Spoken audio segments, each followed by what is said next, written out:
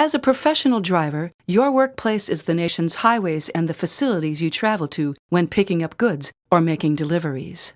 In this course, we will touch on some basic business practices, including cost and fuel management. We'll discuss the importance of maintaining a professional image and talk about the hiring process.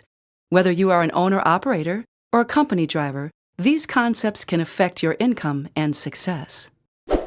Cost is the greatest single issue you will deal with as a trucking professional. Excessive costs or lack of an effective cost control program can cause any truck driver to become unprofitable. Fixed costs are those costs that can be placed into a budget and don't change over time. They are known costs that do not change based on how many miles you drive. This is important to remember, as these costs will continue whether you spend the majority of your time on the road or take time off. Fixed costs include vehicle payments, finance charges, liability insurance, health insurance, vehicle insurance, cargo insurance, facility rent or mortgage, if you have one, property taxes, professional services, legal, accounting, etc., and professional dues and subscriptions. Fixed costs are the easiest to budget for because they are always there and don't change. Your fixed costs become a base for what you need to create in revenue each month to succeed.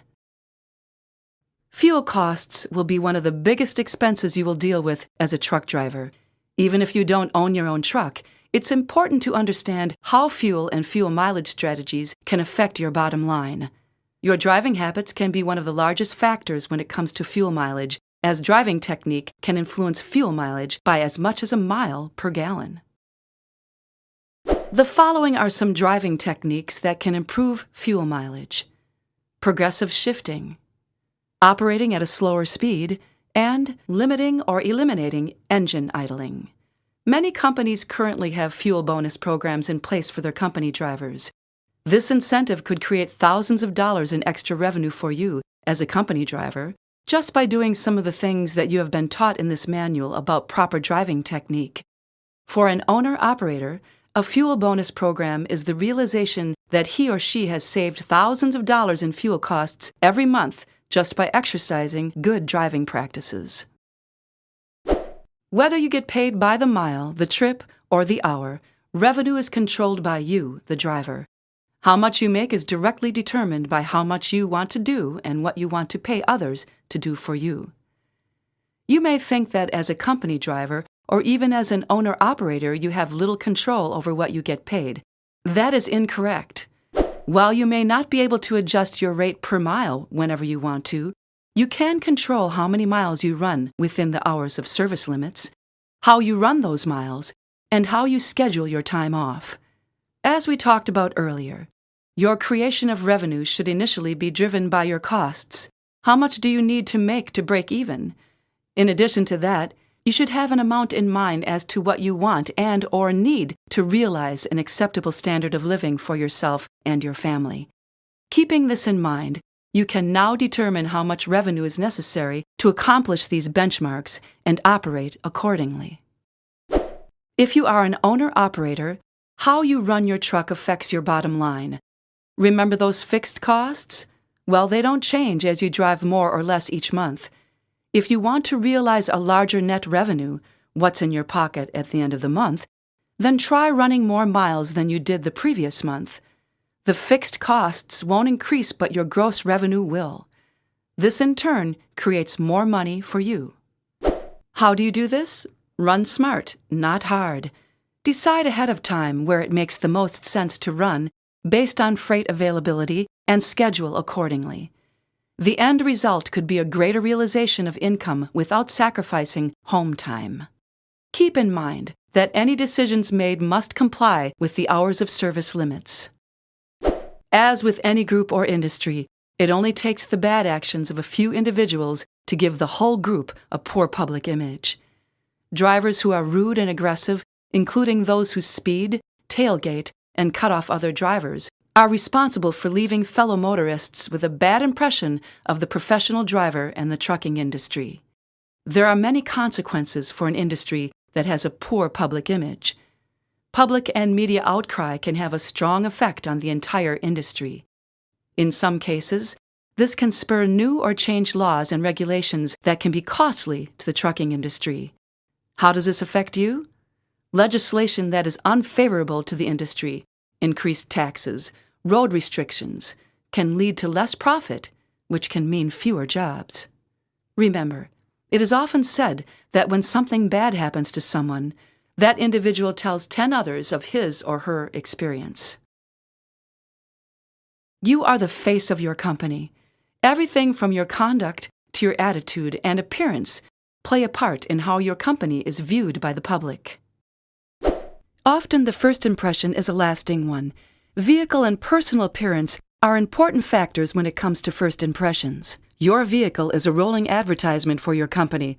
Because a first impression is a lasting one, how you drive and how your vehicle is cared for plays a role in how your company is viewed by your current customers, potential customers, and the general public. Your vehicle should be clean and well maintained. A dirty or poorly maintained vehicle sends the message that your company doesn't care. Include vehicle neatness and condition in your regular vehicle inspection process. When it comes to your personal appearance, neatness counts. As previously stated, you are a representative of your company. Your clothes should be neat, clean, and appropriate for the workplace. Your hair should be combed, and if you have a beard or mustache, keep it trimmed. In today's business world, the majority of contact between a business and its customers is done via phone or computer. In many cases, the professional driver is the only representative of the company the customer ever deals with face-to-face. Because of this, how you conduct yourself plays a huge part in how your company is viewed by both current and potential customers. When a customer is angry, how you handle the situation can make or break your company's relationship with the customer. Never take a customer's anger personally. Instead, focus on fixing the problem that caused the customer's anger. Always be courteous and remain calm. The following steps should be followed when dealing with an angry customer. Apologize for the situation. Even if it isn't your fault, you don't have to take blame for the situation, but should apologize. Express concerns that things didn't go as planned, but never be patronizing. An angry customer wants to know that you and your company care. Even if your company isn't at fault, assure the customer the company will do its best to make things right. Determine what steps the company can take to make things right. This may require contact with your supervisor for advice and/or directions as to what can or cannot be done. Try to come to some sort of solution with the customer before leaving. If you need to return to your company to work with your supervisor or others at the company to correct the problem, assure the customer that you will contact him or her as soon as possible. Make sure you follow up on this promise. And, if you are able to offer solutions to the problem before leaving, let the customer choose the course of action that is most convenient. Follow up with the customer to make sure the course of action agreed to worked out as planned. Following up shows that you and your company care about the customer and want to continue a positive business relationship. As previously mentioned, as a professional driver, you are the face of your company. Because of this, employers are looking for just the right professional to fit their company's image when hiring. They are looking for someone who is not only qualified based on federal regulations and company policy, but fits their company's culture. The following are some of the things a prospective employer is looking for when hiring a driver. A general knowledge of the various types of vehicles used by the trucking industry, as well as vehicle systems and components. An understanding of the language of the industry, the ability to safely drive assigned vehicles, and a basic understanding of cargo handling techniques and procedures. A prospective employer is also looking for an individual who has a good, positive attitude. This means being interested in the job, mature, responsible, enthusiastic, and safety-minded. Each motor carrier has its own policies and procedures. Keep in mind that you should always operate safely and legally. It is illegal for an employer to require you to violate federal, state, or local laws, regulations. A typical company policy covers hours of work, compensation pay and benefits, safety rules, vehicle inspection and maintenance requirements, rules for trips, and public-customer relations. Experience plays a part in the hiring process. As with most professions, the higher-paying, more lucrative driving jobs go to drivers with a certain level of experience and skill, as well as a safe driving record. Know that completing your driver education is a solid first step in achieving whatever driving goal you may have. When working in this type of situation, put your best foot forward, show enthusiasm, and above all, do a good job. This will help you in advancing your career. The application process for a tractor-trailer driver involves a certain amount of paperwork, tests, and an interview process. Much of the paperwork you will be required to fill out is mandated by the Federal Motor Carrier Safety Regulations, or FMCSRs.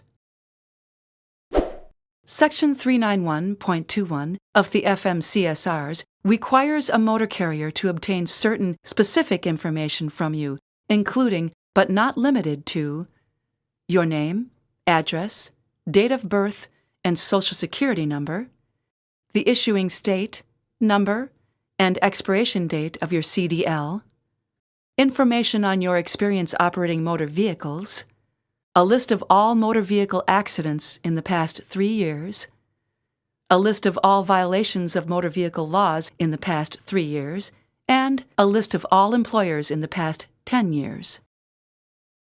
Section 391.23 of the FMCSRs requires a motor carrier to obtain information about your work and driving history. You will be required to fill out paperwork giving your permission to the motor carrier to conduct these investigations. The motor carrier is also required to check your drug and alcohol testing history for the past 3 years. You will be required to fill out paperwork giving your permission for the motor carrier to obtain this information from your past employers, driving jobs only.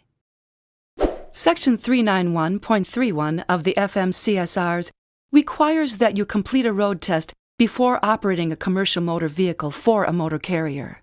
In order to pass the road test, you will need to successfully complete several tasks including a pre-trip inspection, coupling and uncoupling a combination vehicle, placing a vehicle in operation and driving in traffic, and braking and parking. Upon successful completion of the road test, you will be given a certificate and a copy will be placed in your driver qualification file. Though a written exam hasn't been required for many years, some carriers still require this test as a way of evaluating a driver's understanding of the FMCSRs. Section 391.41 of the FMCSRs requires you to pass a physical exam before you can operate a commercial motor vehicle. As a commercial driver's license or CDL holder, you must present a valid physical exam certificate, MedCard, to your state licensing agency to be added to your driving record. Your carrier must have evidence of a valid medical exam in your driver qualification file by maintaining a current copy of your driving record. Section 382.301 of the FMCSRs requires you to pass a pre-employment drug test before driving a CMV. Though a pre-employment alcohol test isn't required by the FMCSRs, some companies do require this as a company policy. The job interview is an important part of the application process. Be prepared for the interview. Learn all you can about the company. Talk to current and past employees and/or visit the company's website. Be prepared to ask intelligent questions. Make sure you have the necessary paperwork and information with you. Dress neatly. Be well rested. Get to the interview site a little early. When asked, present your qualifications honestly. Be positive and responsive to questions asked, and keep the conversation focused on the job and why you are the best candidate. The interviewer should volunteer information about the company, work conditions, and company policies. If they don't, you should ask. Don't wait until you are on the job to find this out. Keep in mind that most people are nervous in job interviews. Be yourself. Try to relax and enjoy the experience. Make sure you end the interview on a positive note. Thank the interviewer for his or her time and interest, and make sure you express your interest in the job and company. Before leaving, ask what will happen next, including what procedure the company will follow in making a decision. You should now be able to discuss the difference between rolling costs and fixed costs, describe how driving habits can affect fuel management, list ways you can maintain a professional appearance and attitude, and identify basic elements in the hiring process.